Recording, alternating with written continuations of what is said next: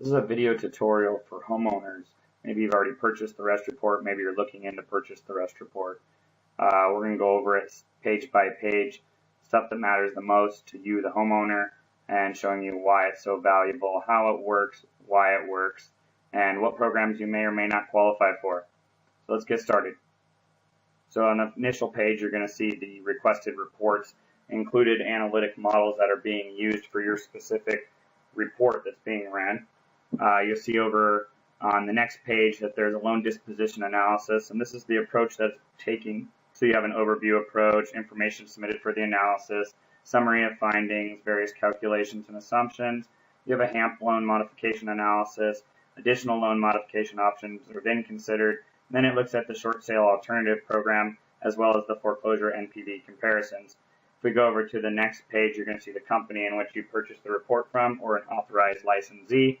And if they do have the rest report and you are watching this, they are more than likely a authorized licensee. You're going to see on the following page how that typical hierarchy works. So this isn't sugar-coated for you guys who are the homeowners.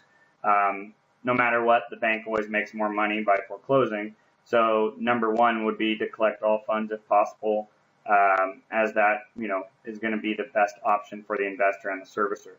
And then the next part would be to do a loan modification or to look at a repayment plan, and then to dispose of the asset, in other words, foreclose. So we're going to go on to the following page. This is the information in which the company you're working with is gathered, typically done by a three-way call or a third-party authorization that you have given in order to get the most up-to-date analytics or the NPV information that is used in order to provide you this report. So you'll see on the following page, these are going to be the actual NPV inputs, which is for net present value. These are, in a way, you can look at them as what the bank would use in order to determine if a loan is better to be modified or not. So that's what the NPV input section is. And if you go on past that, you're going to see how it's used as far as various calculations and assumptions. You're going to see a property value, so it has a very accurate depiction of property value. I think that's very important. A lot of people don't know what their home's worth right now, and in this economy, who really does? So it's nice that you're getting an accurate depiction of property value as well. We'll carry on to the next page, which is the analysis and summary, which is the bread and butter of the report. This is going to tell you which programs you may or may not qualify for, and if you do qualify for them, it's going to tell you which one is better for the investor. Remember, if you can show that the investor is going to make more money by modifying the loan than they generally do, anybody would, right? If you can show them you're going to make more money. Without the report, you really can't do that. So that's why it's so valuable. Imagine kind of taking a test and having all the answers. So here you go. You see there's HAMP Tier 2, HAMP Tier 2 PRA, HAMP Tier 1 Standard, HAMP Tier 1 PRA, Flex Mod Rate and Term, Flex Mod Term Rate. Maybe a little bit sophisticated for you guys as the homeowners.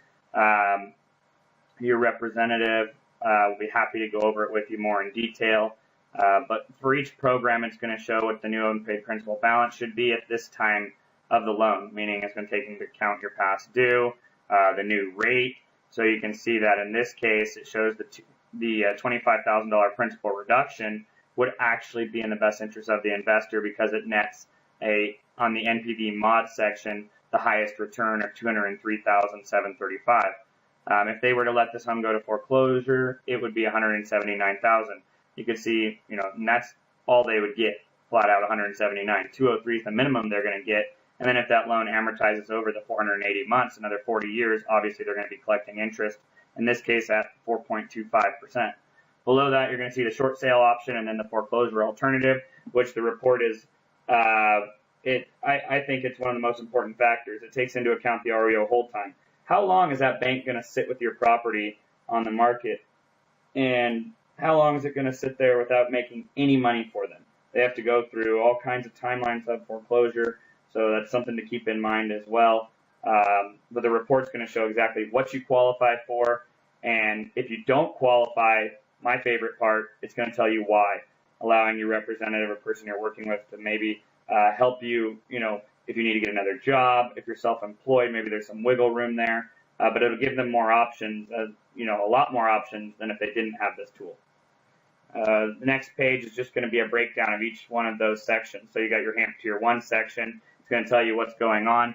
I'm only going to go over one of them as they're the same for each below it. So HAMP Tier 1, you're going to see there that it is NPV positive. That would be the new PITIA payment is $1,713.71.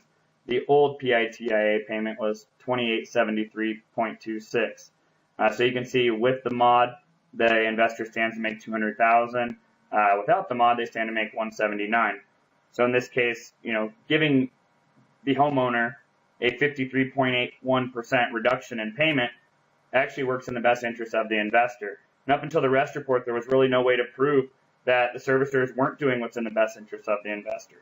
So I think when you're probably talking to whoever you're working with, they're going to be going over that with you or already have gone over that with you. So you can see there how it worked. In the previous page was kind of the steps that you took.